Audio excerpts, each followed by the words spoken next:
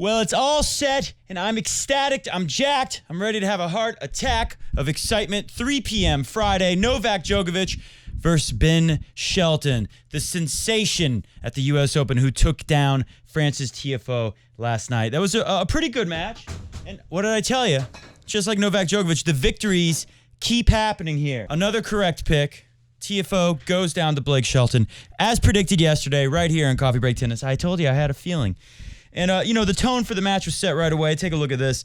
Winners, 6 on 12 unforced errors from TFO Shelton. 12 winners on 7 unforced errors. Playing cleaner, hitting more winners. What are you going to do with that? A lot of things to like about TFO's game. But, this is a sport of big weapons.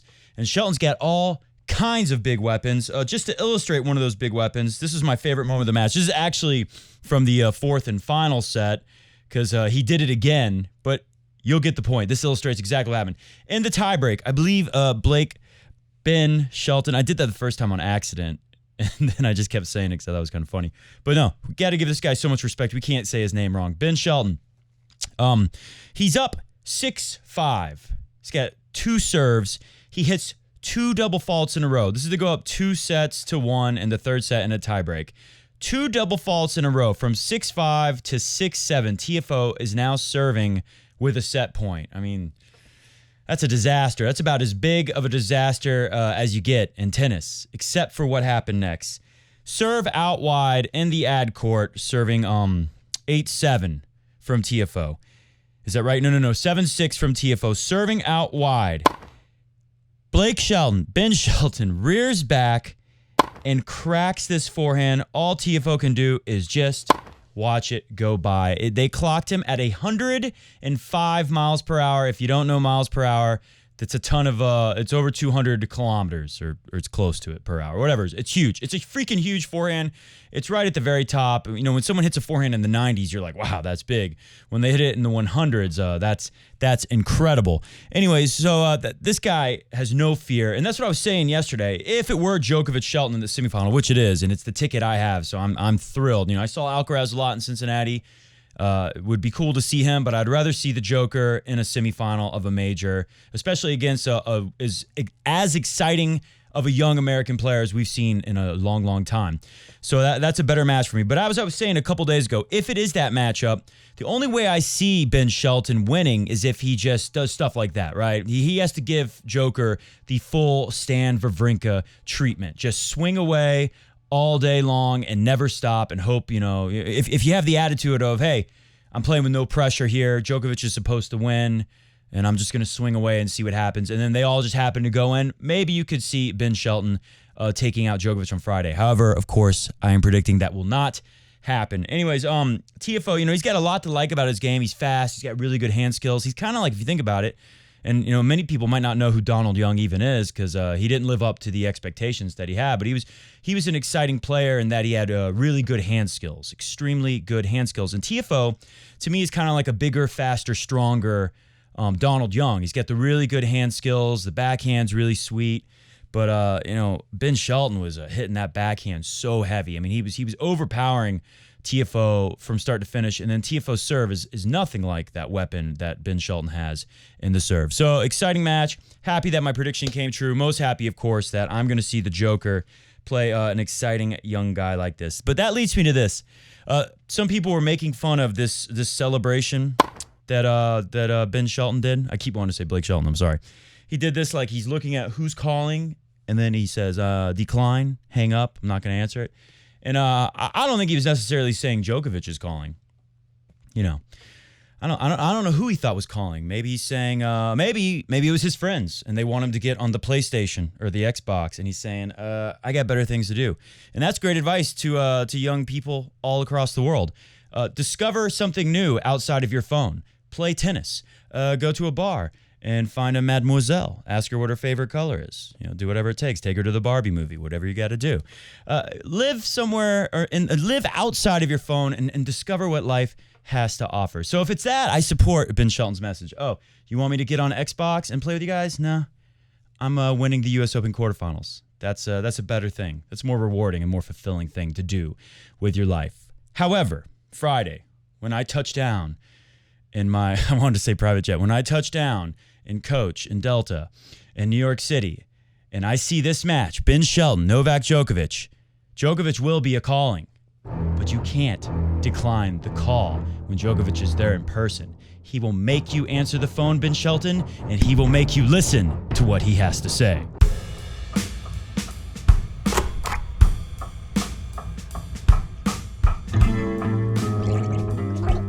Welcome to Coffee Break Tennis, the most exciting tennis show in the world, El Mundo. I'm your host, Matt Bradshaw, the bringer of tennis news, the passionate one when it comes to our sport, the most passionate one, that is. Feel the passion of the mat today on Coffee Break Tennis. Don't know, didn't plan anything for today. Waking up, doing shows, well, not waking up. I already woke up, already put a couple hours in on the tennis courts, done it all today. Happy to be here, though. And very excited for these matches coming up today, coming up very soon. We got the all-Russian affair, no BS Russians, real Russians, Rublev and Medvedev. I'm going to stick with my draw. This is the one from Wimbledon. I don't have it with me, but I have Medvedev winning that. I can't remember if I had Rublev meeting him there and losing there, or if I had Rublev losing the round before. I had Rublev getting pretty far. Either way, I had Medvedev winning this one. Tonight, Alcaraz has said he takes comfort in knowing that if someone's going to beat him, they're going to have to go through physical pain. He knows that he's so fit, the opponent is going to have to really put their body through the ringer and play an extremely high level. He says that comforts him when he's on court. That must be a nice feeling to have, to know you're that much of a physical beast like Alcaraz. Will Zverev have enough left in the tank? It was a great point the commentators made, saying, Zverev's level is getting very high back to where it was. And Patrick McEnroe agrees with me that it looked like he might have won that match last year against Rafa if he hadn't had the horrific ankle injury. Anyways, will he have enough left in the tank? They were right when they were saying, he's not going to have the experience of playing long 5-set matches against really good players. It's one thing to beat some guy ranked 100 in 5 sets. Another thing to beat a top 10 guy in 5 sets. So they're pointing that out, where they got wrong, and I disagreed with them extraordinarily disagreed with them. I said, you think Sinner's going to outlast Zverev, though? Sinner, the guy who always cramps up when his little skinny legs have to sweat out a lot of fluids. Anyway, so will Zverev have enough now against Alcaraz? I say no. I say no way. I say we'll get a couple of really good sets probably. And I'm going to say Alcaraz wins in 3 or 4 sets. But you never know. The court plays fast. It's a day session, so it's even faster. Didn't do anything for Taylor Fritz. By the way, I watched some more of that Taylor Fritz and Djokovic match. And it's incredible how bad Djokovic was playing for his standards at times, and how Taylor Fritz wasn't able to do anything with it. I mean, it is unbelievable. Taylor Fritz, he breaks back. And Djokovic really helps him with that break. For 4-all in the third set. And then Taylor Fritz has like 4 unforced errors in a row, so Djokovic can be right back up, break again, 5-4, and serve out the match. Poor Taylor Fritz. Anyways, what was I saying? Let's forget about Taylor Fritz. Oh, I was saying it didn't help Taylor Fritz the day session. Will it help Zverev? Maybe. Zverev can play a really big game, but Alcaraz is such a good returner. Is a big serve going to be enough to stop him? Same thing with the Djokovic matchup. Will Ben Shelton's big serve be enough? They're going to play day sessions. It's going to be super fast, but I don't see it happening. Maybe in the future, we think about big power players and Djokovic, and like who's been able to take Djokovic with a huge game? Like Tsonga beat him once or twice, but overall, not in the majors, he didn't beat him. Wawrinka, he's the only one, really. Did Del Potro ever beat Djokovic in a big major match? I don't think so. So how's this Ben Shelton guy going to do it so young, so inexperienced? If anything, maybe that could help him, because maybe a young guy can do it just swinging away and feeling no pressure whatsoever. We'll give him a puncher's chance, as they say. But against Novak looks so good too. He looks fit. Looks like he's feeling great. So I hope Ben Shelton can get 1 set, so I get to see 4 sets in that stadium of Djokovic tennis. But I'm going Djokovic in 3 or 4. I'm going Alcaraz in 3 or 4. And that's over Zverev. That leaves us with Medvedev and Rublev. I'm feeling the same thing there. Medvedev in 3 or 4. I saw Rublev in Cincinnati, and on the changeover, he was crying playing against Emil Ruutsavori. I don't know what was going on, but when you see that, and he's had some bad results, I don't think he's in the best place right now. He's had recent wins against his buddy Medvedev, but their head-to-head's not very good. I want to say it's something like Medvedev leads 6-2, something like that. So I like Medvedev's chances here. He's obviously won the U.S. Open before a couple years ago, so I think he's going to like his chances as well. One more thing about Blake Shelton, and this has to do, I got a couple comments and we'll get out of here. This has to do with, Tsitsipas and his dad need to pay attention and take notes on this. But, where is it? This is great. So there was a moment in the match where Ben Shelton was up 40-love, and he hit a second serve for a double fault, 140 miles an hour. It's freaking huge. It's unbelievable. And this is his dad's reaction in the box. His dad is his coach. Dad's a very accomplished coach, right? He coached college tennis, championship college tennis. He led, I believe he led Georgia Tech, both women and men's teams, to the whatever they call it, the NCAA, I almost said NAACP, the NCAA finals. Maybe they won it all. They definitely won it all with Ben Shelton winning the singles for Florida, the Florida Gators. So he's obviously a good coach. He's got that over Apostolos, Stefanos' dad. But look at this reaction. He's rolling the eyes there. He's smiling. I love when he hit that 105 mile an hour down set point after two double faults with two set points, set point the first time, a couple chances on your serve, two double faults in a row, and then he hits that 140 and he goes like that. His dad does it right back. To me, their relationship seems great.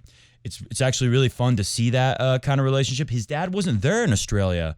I'm pretty sure it was Australia because I remember we did something on this show where someone said, like, I see your dad, and they were interviewing him on court. Like, Ben Shelton, you're playing great. How do you feel? How much does it mean to have your dad? I see your dad up there. And the funny thing was, like, it was all white dudes up there. And Ben Shelton said, no, my dad's not here, and I don't see anyone up there who looks like my dad. Anyways, I'm glad that his dad is there now. I guess the college season is over right now for college tennis. So that's why he's here. We'll see if he's back. Maybe he'll quit his job and full-time coach. I don't know. It'll be interesting to see what happens. But loved watching it here and loved listening to some of the things his dad was saying. Ben Shelton has a very disruptive game, like Stan Wawrinka. He said, hey, don't let – when TFO won that second set, they were kind of just getting into longer rallies and hitting the same ball over and over. Ben Shelton. And then TFO, with his incredible movement and really good hand skills, is able to get the best of him in some rallies. And his dad was saying, don't do that anymore. Don't hit him the same ball twice. And then, right after his dad said that, you saw he hit kind of a loopy, deep ball. Then he crushed a ball after that. And he starts changing it up and doing different shots, moving TFO around and not letting him get any rhythm. So clearly something is working very well here. Anyways, I wanted to look at some comments. You might have saw this earlier. Nole über alles. Indeed, he is over everything in tennis. He is number one. He is the greatest of all time. And then look at this one. The Black Gruya or Black Guru said, "What a Hitler song! If he sang Deutschland über alles song, that's still the official German anthem." Now, I didn't know this. That's kind of shocking to me. I heard some other comments said, by the way, hit the music. We're going to get out of here. We're going to look at a few comments and get out of here, but hit the music now. I saw some other comments said, like, yeah, Matt, they basically just changed the lyrics a little and kept the song the same, and they still sing that in Germany? I don't know, but it makes sense to me. I didn't look into it. I'm just going to trust the comment people that that's true. But it makes sense to me because the Soviet Union anthem that had references to, like, Stalin and Lenin in it, they still have the same song for Russia. They just changed the lyrics around a little bit, not even that much, and it is basically exactly the same song. So that's interesting. Anyways, great podcast, man, from Tusharathad. Just do it more often. I'm trying. The Dracula said, Matt, you're wrong. Not only Russians hate Hitler. Now, I addressed this at the end of the show. Maybe this guy commented before he saw the end or didn't watch it all. But I knew someone would say something like this. Not only Russians hate Hitler, but most of German people also hate Hitler and remember the Hitler. We all must remember, thus we will never repeat such atrocities ever again like the Hitler guy. Uber alles, Matt. Zverev's center was a gem. Sasha needs to serve lights out. This is tuning into the one for your best life now. That's what that stands for, I think. Uber alles, Matt. Zverev's center was a gem. Sasha needs to serve lights out for 3+ sets against Chucky. Yeah, that's the only chance he has against Carlos. Sticking with Nole in 3 or 4 in the final for 24 at the U.S. Open and number 4 at the U.S. Open. Novak over Fritz in the heat was a close match. Novak shined. Cheers, Milan. Yeah, it didn't need to be close. Djokovic just played kind of bad for him. And Fritz still couldn't do anything. He had a lot of opportunities.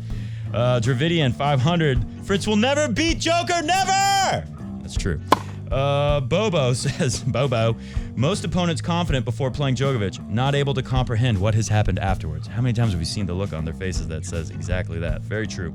Got the Elvis. Sometimes you remind me of Hans Ulrich Rudel. What do you call me, a Hitler guy or something? What the hell, man? No, I'm just kidding. I don't know who that is. I hope he's handsome. I hope he's handsome, and I hope hot babes like him a lot. Anyways, Patrick says, I agree with the comments that this is excellent entertainment, Matt. Thanks. Regarding the Hitler thing, this is a real Deutscher man. In Germany, we are not sensitive about the past. We accept it's very bad and we take responsibility for it. As I've grown up as a Deutscher, the bottom of the pile insult that I would get to hear all the time is that I am a Nazi. The reason I cannot brush this off is that it makes assumptions that I was I'm not going to do the German accent anymore. It makes the assumption I'm complicit in what happened. Again, this is like 100 years ago, guys. Complicit in what happened, and I do not accept it. It was bad, and I don't take responsibility. Add to that, it is illegal in Germany to propagate Nazi agenda. True. I suspect the same feelings will have gone through Zverev's mind. I do not believe it has anything to do with his Russian parents. That's just my opinion, and I'm definitely subscribing. Please do. Yeah, I mean, it could be. Like I said, it's a big speculation. But, yeah, I think most Germans do feel that same way. And if anything, Germany, overdoes it. If anything, they're too defensive about it, you know? I think people should understand by now. It was a long time ago, and even back then, I'm sure do you think every single German in the entire country, millions of people, do you think they all agreed with what was happening? And I'm sure some of them didn't and were just scared to say anything. And then, of course, some people, they liked it when they were winning, and they didn't like it when they were losing the war. You know, it's like any other. It's human nature, any other place in the world. Great content as always. Thank you for putting it out there. One suggestion, get a nicer coffee mug from Dusan Caustic. Yeah, you know, maybe I'd like to have a Rafa mug. I'd like to have a Joker mug. Who knows, maybe pretty soon I'll be ordering a Ben Shelton mug. See ya!